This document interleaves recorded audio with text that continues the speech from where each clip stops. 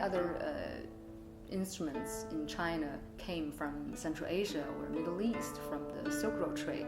And the origin of those instruments are quite different from this one. This one was really rooted from China. So once you plug the instrument, it just sounds very ancient. This instrument is called Zheng.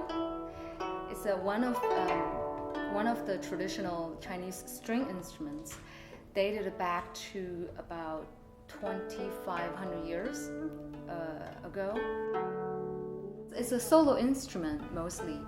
However, in the old time, it was one of the court instruments being used in the palace. This instrument, guzheng, has the widest range register from very low to very high. All other commonly used Chinese instruments have quite narrow range in terms of pitch. The guzheng is, in my opinion, not a very difficult instrument to start with, but it does take a long time to become good. I think it applies to any instrument to be a good player.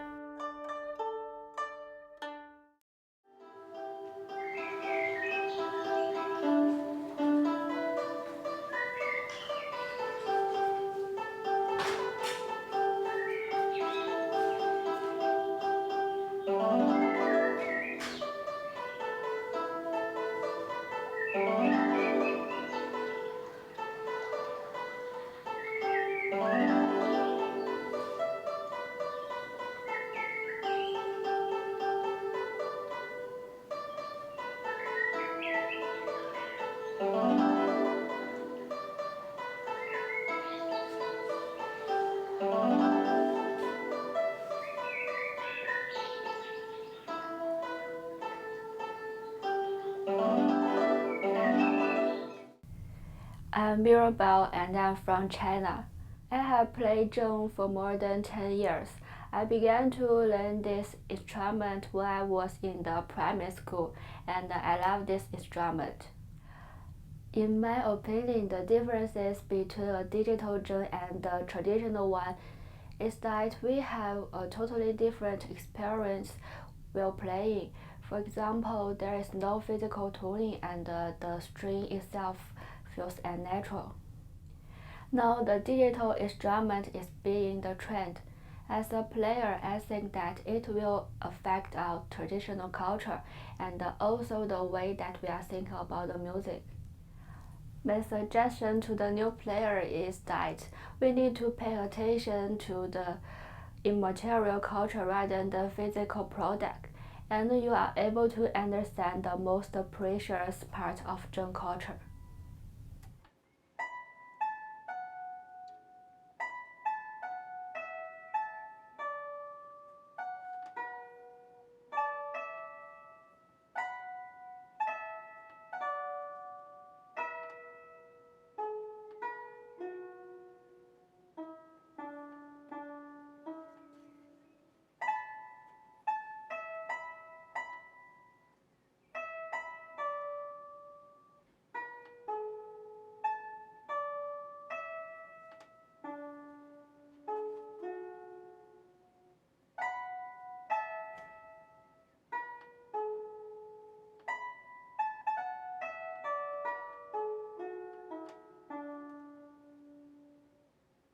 Okay, my name is David Murphy. I'm a senior lecturer in the School of Communication at Simon Fraser University. My background is in fine arts, in composition and music composition, and I started studying communication and education over the last 10 years, and I continued to study in the area of sonic communication and education. There are advantages to digitizing a musical instrument in that it's more convenient, you have more control over the sound. The disadvantages that may arise from digitizing an instrument is the nuances of expression. So that is something that has to be considered when digitizing an instrument. Especially an instrument like the Zheng, there's so much cultural history and inheritance that comes with it. that range from the music itself to the way the music is played, the way the instrument is learnt. All of these things are at risk of not continuing with a digitized instrument. So I would say that one of the important factors about considering what you lose when you digitize an instrument is exactly those things, the historical, cultural elements, and how can you try to include that in your development of a new instrument.